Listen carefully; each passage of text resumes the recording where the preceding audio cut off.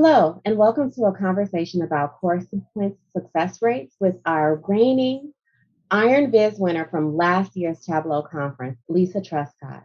Lisa is a research analyst at Miracosta College, and I'm Jessica Lyons, Senior Program Manager for Tableau for Teaching.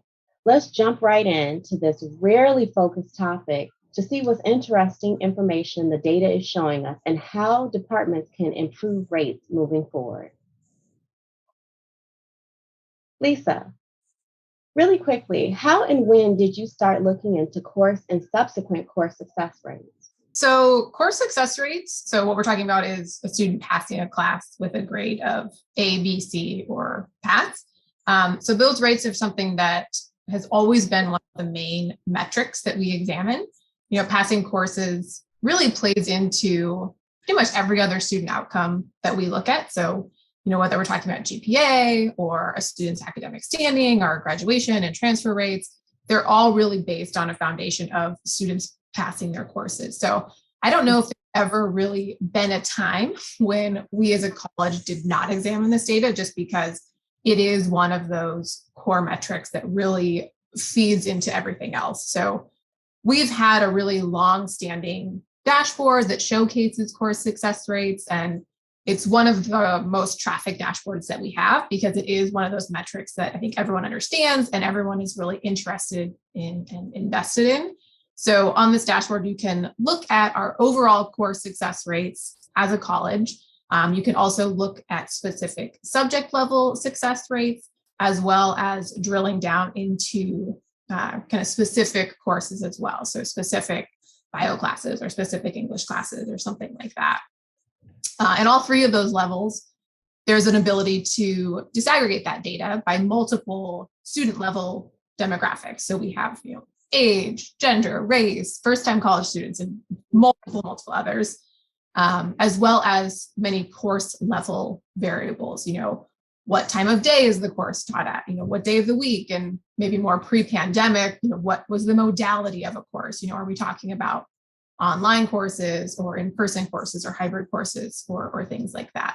So all of these are really important for us to look at and examine, because what we're ultimately trying to do is, help identify where there may be opportunities to better support students. Maybe there's an area or a subject or discipline we need to focus more resources in. Maybe we need to amp up tutoring efforts for certain courses or things like that. And just curious, because like you said, this is something that's really important and something that most colleges have been looking at for a long time. However, we know that data looks different for everyone. What are some of the things that you were looking for in the data specifically? So I think one of the variables that we've always been interested in is, and something we've wanted to examine further that we haven't really been able to do with the course success rates. Like I mentioned, we have a lot of variables that you can disaggregate by, specifically looking for things like disproportionate impact among our students. And again, where can we better support students? Where should we focus our energies? But one thing that we hadn't really looked at before that I know our department was really interested in was looking at who's teaching the class, because really that's probably one of, if not the biggest factors contributing to student experiences in a class. Who's the instructor? And so our research department has always been interested in examining success rates by faculty member, but it's been historically kind of a taboo topic. I know there's a lot of fear among our faculty that if we were to put that kind of data out there, that it could in some way kind of be weaponized or used against them, right? I know there's a lot of fear that it could be used to evaluate them, or it could be used negatively against them in a tenure review process, which is never the intent of our office, right? Our main driver in the research department is always to use data to better support and serve our students, right? We want to better understand the student experience through data so that we can make sure our students are successful in their academic journeys and make sure that we're doing everything in our power as an institution really to help them better meet their academic goals. So kind of before we could really start looking into that data at the faculty level, were some maybe political obstacles and hurdles that we needed to navigate. We had a ton of conversations with our faculty and our Office of Instruction about, how would we be using this data? What would be the purpose? how would we present it and how would it be safeguarded, so that we were able to start kind of looking at the data at that level. That sounds fantastic. Can you share a little bit how the data is actually using, how the faculty is actually using that data? Yeah, so based off what we were seeing, so what we wanted to do was we wanted to create a dashboard where we could disaggregate that data at the faculty level. And so what we did, excuse me, was we created a dashboard where essentially we looked at our gateway courses, because these are the courses that are prerequisites for many of our other courses. They're where we can see bottlenecks of students, where if they don't pass them, they don't go on to upper division courses or subsequent courses in our series. So what we wanted to do is disaggregate those courses by faculty member and look at the distribution in those gateway courses. And I don't want to say that we were shocked by what we saw, because we were definitely expecting to see a range of success rates. We hear the same anecdotes that our students hear, like, oh, that professor is an easy A, or, oh, every student in that class fails, right? So I think, we were expecting to see a range of success rate, but the extent and the wide range that we were seeing was definitely a little bit eye-opening. When we started to look at those gateway courses in particular, we were seeing success rates all the way from 25 and 30% of students passing in one faculty's class, all the way to 80 and 90% of students passing that same course. So in the same exact class, depending on who the instructor was, success rates looked very differently. And so one of the first things we thought was, well, maybe this has to do with some of those things I mentioned before. Maybe it's modality. Maybe, we're combining on-ground and online courses. So we started controlling for things like that, and we were still seeing big ranges. We also thought about, what about associate faculty who come in and maybe teach one or two courses, so they haven't administered as many grades, so that's kind of not a reliable sample size. So we added a threshold of how many students or how many grades a faculty member had assigned. And when we did that, we still saw a really wide range. So there was clearly something going on that really we felt like, if we're seeing a 60 percentage point gap between our high and low success rates, that really warrants some attention and some action. Nice. And based on some of that feedback from your faculty, you're currently actually building another dashboard to examine the subsequent success rates, correct? Can you tell me a little bit more about that? Sure. So when we presented that data to our departments, one of the reactions we were getting from some of the faculty was, well, sure, my success rate might be 25%, but those students know the material, and you better believe they're going to be successful in the next courses in the series. And our response was always, how do you know that? And so they would often come back to us in anecdotes, right? Oh, my students come back and they tell me, they thank me for preparing them for the next courses and for what was to come. And our office does not deal in anecdotes. We like to look at the data. So that really led us to see, well, is that true? We weren't in the business of saying either end of that spectrum was necessarily good or bad. Perhaps those faculty members were right. Maybe the 25% or 30% of students who were passing were incredibly prepared, and they were going to go on to be more successful in the subsequent courses in our sequence, compared to students who took a course with that faculty member who has, an 80% success rate.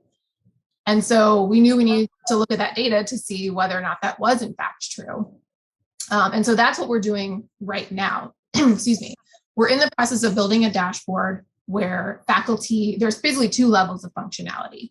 A faculty member can go in and look at their own data, so they can see, if I do have a 25% success rate, how are those students doing in the subsequent courses?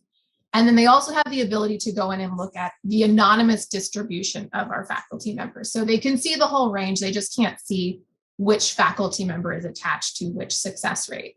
And then again, kind of setting up more of a sequence and a pipeline. They can look across the department and look across the specific course to see if, if there are 25% of students are successful compared to, the students who are passing the 80%, who's going on to get A's and B's in subsequent courses versus, maybe who's not going on to be successful. So that's what we're in the works of preparing right now, so that we can examine kind of whether or not faculty are who are wearing those kind of lower success rates as a badge of honor if they do have some validity to them. Nice. Why I love the course and subsequent course success rates are these are more of the controllable. We can't always control things outside of our purview. So when we're talking about success, but we can focus on these instructional practice. Like you said, if I do know that I may not be passing, I don't have a high passing rate, but if I know they're doing well in those subsequent courses, and vice versa, I could have a high passing rate, but then I'm seeing that they're not doing well on those prerequisites. For me as an instructor, that's something that's solid gold knowledge that you can really work for. So I love what you're doing. How do you think the departments can improve the success rates moving forward?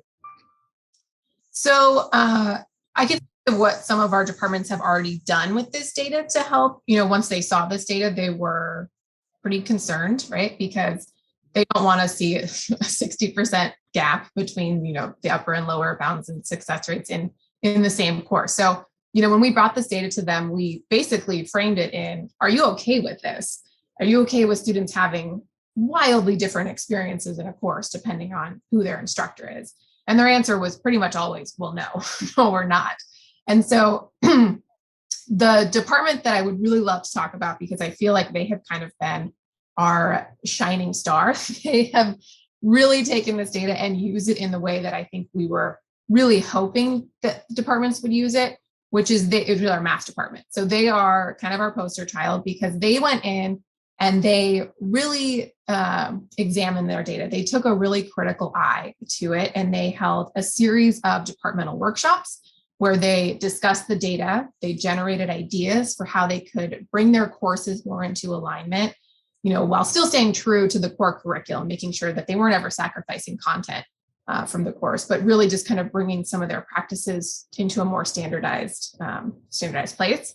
They talked amongst themselves about what they were doing in their courses to help support students, how they might approach certain topics in a course differently to get, to help support their students, areas where they had more flexibility with students, how they were meeting students where they were.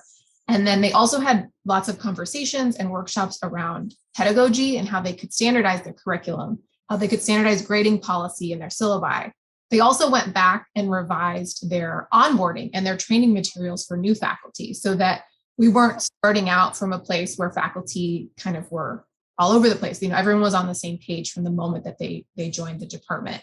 And so other departments have done these things as well. But like I said, the math department has really kind of been the department to really take the reins and really kind of adopt this data wholeheartedly. And I think there also has to be a mentality around it where it's not really, a one and done, right? You have to continue to visit the data and be committed to monitoring and evaluating it. If you make changes in your department and you don't see any differences, then you have to be willing to go back to the data and, go back to the drawing board and revisit and see what worked and why did it work and what didn't work and why didn't it work. Maybe there wasn't as much fidelity to a process as we had hoped for. So things like that, I think are some of our successful departments have utilized and done really well. That sounds fantastic. I know you just gave a little bit of advice as far as making sure that you're always kind of monitoring for accountability and mostly for modification. Do you have any other advice that you give other analysts about providing these kinds of insights through data for their faculty and departments? Yeah, so I touched on it a little bit earlier, but this data is it's sensitive. And so I think the biggest thing that we did that kind of helped enable our success was we involved faculty very early on in the discussions. Mm-hmm. So you never want to kind of spring data like this of this nature on faculty, because I think defensiveness is a very normal reaction to some of the things that we were presenting them with. And so what we ended up doing when we implemented this was we worked with it was kind of a pilot at first. We worked with just a few programs or a few departments to really get their buy-in on the front end. So make sure that we were having the conversations with them to say, hey, this is what we want to do. This is why we want to do it and what we want to use the data for. We in the research department are not faculty. We're not instructors. I've never taught a class. my fellow analysts have never taught a class. So we would never want to go into a department meeting kind of all high and mighty with our data and start pointing fingers and saying, hey, you as a department are doing something wrong, right? That's not the where we wanted to come from. We didn't want to come across that way. And so I think involving faculty early on so that they could understand the intent behind all of what we were doing. And really the focus was, let's make sure that the student experience is, not so different, is more positive, and we can create kind of those positive experiences for students in classes, regardless of who their instructor was. And so I think in terms of getting their buy-in in the beginning and really framing everything in kind of a more positive way, in a more collaborative way, was really helpful. I think if we had just kind of out of the blue sprung this data and this dashboard on them without getting their buy-in first, we probably would have had a very different outcome. So making sure that you're approaching data of this nature in a collaborative way is, I think, going to help make things go a lot smoother for you. Right. Unfortunately, that's all the time we have today. Thank you so much for your insights and the work you are doing at Miracosta College, Lisa. In case you've missed the fireside chat we had just a few weeks ago with Lisa, and you'd like to hear more about her use and influence of data with her faculty and how she's identifying equity gaps through data, we'll send you an email later after this week's Education Summit event with a link to that webinar. Just for joining this webinar, and don't forget to register for Tableau Conference 22 on May 17th through 19th by going to tableau.com/events/conference. Don't miss this year's Iron Viz competition where you'll see Lisa as one of the judges. It'll be an exciting event that you will not want to miss. We'll see you there. Thank you.